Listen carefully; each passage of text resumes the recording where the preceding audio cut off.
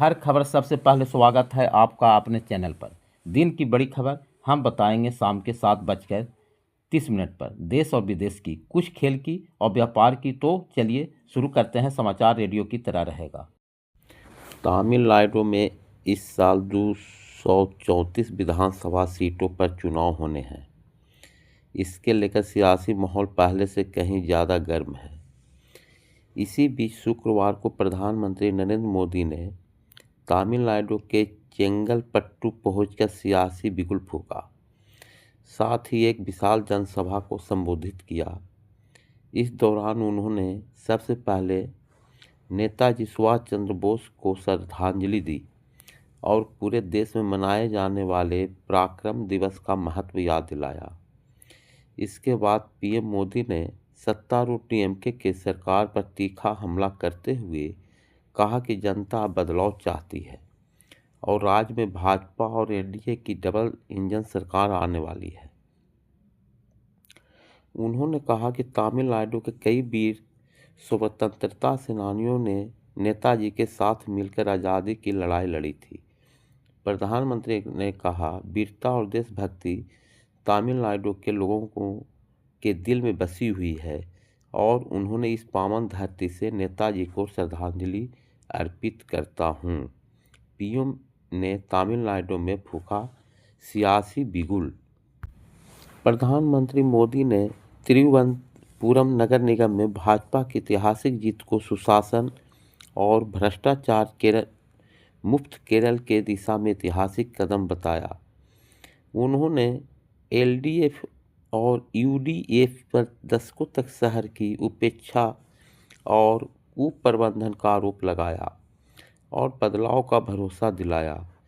मोदी ने गुजरात में भाजपा की शुरुआत की तुलना करते हुए कहा कि जैसे वहां एक शहर से शुरुआत हुई, वैसे ही अब केरल में तिरुवनंतपुरम पूरे देश के लिए आदर्श शहर बनेगा। पीएम रैली में क्या क्या कहें। शशि थरूर और कांग्रेस पार्टी के बीच लंबे समय से मतभेद चल रहे हैं और अब ये मतभेद खुलकर सामने आ रहे हैं।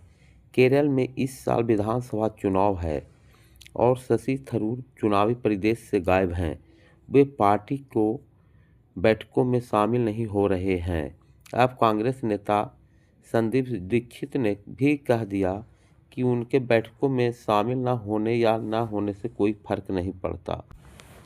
बांग्लादेश टीम की T20 वर्ल्ड कप से हटने की धमकी के बाद आईसीसी ने साफ कर दिया कि बांग्लादेश के मैच बाहर आयोजित नहीं किए। इसके बाद बांग्लादेश के T20 वर्ल्ड कप से बाहर होने पर खतरा बढ़ गया है।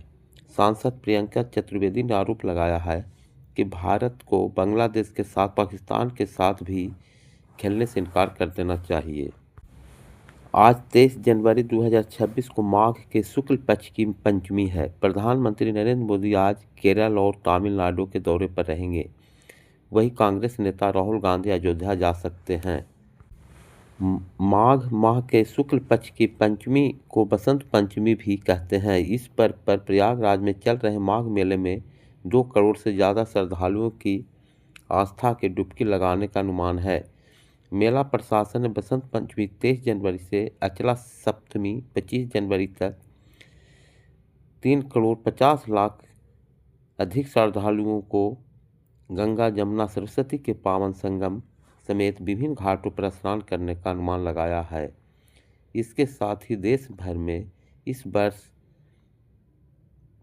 पर श्रद्धालु माँ सरस्वती की आराधना करेंगे।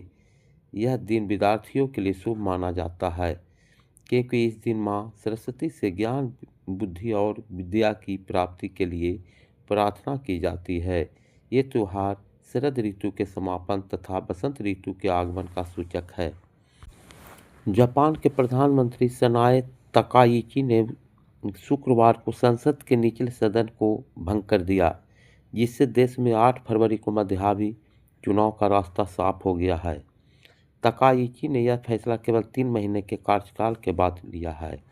अक्टूबर में जापान की पहली महिला प्रधानमंत्री चुनी गई तकाइची को अब तक लगभग 70% की ऊंची लोकप्रियता मिली है। माना जा रहा है कि वह इसी लोकप्रियता का लाभ उठाकर सत्तारूढ़ दल की स्थिति मजबूत करना चाहती है, जिसे हाल के वर्षों में भारी नुकसान झेलना पड़ा है। अमेरिका के नेतृत्व में बने शांति बोर्ड में शामिल होकर पाकिस्तान के प्रधानमंत्री को अपने ही देश में आलोचनाओं का सामना करना पड़ रहा है। विपक्षी नेताओं ने आरोप लगाया है कि यह फैसला संसद की सलाह के बिना लिया गया है। इन दलों ने कहा कि इस बोर्ड के सदस्य वे देश हैं जो गाजा में हमेशा को निरस्त करना चाहते थे।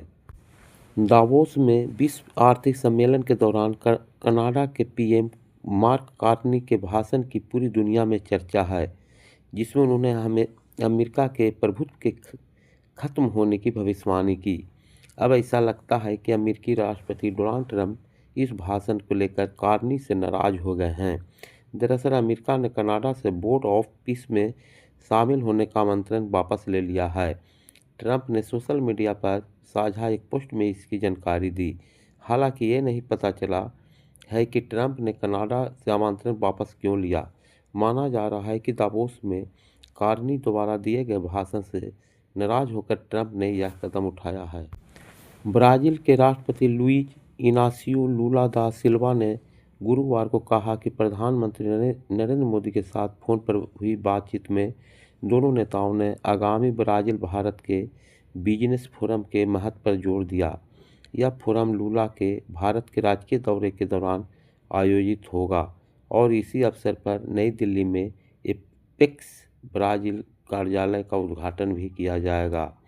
एक्स पर साझा किए गए पोस्ट में राष्ट्रपति लूला ने बताया कि वह 19 से 21 फरवरी के बीच नई दिल्ली का राजकीय दौरा करेंगे, जिसका उद्देश्य दोनों देशों के बीच द्विपक्षीय एजेंडे को आगे बढ़ाना है। अमेरिका और ईरान के बीच तनाव बढ़ता जा रहा है। ईरान के IRGC के कमांडर ने गुरुवार को इजरायल और अमेरिका को चेतावनी दी कि वह उनकी ताकत को कम आंकने से बचें। उन्होंने कहा कि हम ट्रिगर पर उंगली रखे हुए हैं। उनका यह बयान ऐसे समय में आया है जब अमेरिका का विध्वंसक युद्धपोत USS अब्राहम तेहरान की ओर आगे बढ़ रहा है। वहीं अमेरिकी राष्ट्रपति डोनाल्ड ट्रंप ने एक बार फिर कार्रवाई करने की धमकी दी है। ईरानी सर्वोच्च नेता आयतुल्लाह अली खामनेई के शासन के खिलाफ बड़े पैमाने पर विरोध प्रदर्शन के बाद दोनों देशों के नेताओं और अधिकारियों के बीच जुबानी जंग जारी है। एक बार फिर अमेरिका के राष्ट्रपति डोनाल्ड ट्रंप का बड़ा दावा झूठा साबित हुआ। ईरान में देशव्यापी प्रदर्शनों के बाद 800 लोगों की फांसी रुकवाने के ट्रंप के दावे को ईरान के शीर्ष अभियोजक ने सिरे से खारिज कर दिया है। ईरान की न्यायपालिका ने इसे पूरी तरह फर्जी और भ्रामक बताया है। ईरान के न्यायिक समाचार एजेंसी मीजान के मुताबिक शीर्ष अभियोजक मोहम्मद मोवाहेदी ने साफ कहा कि न तो 800 लोगों की फांसी का कोई फैसला हुआ है और न ही किसी बाहरी हस्तक्षेप से ऐसा कुछ रोका गया है।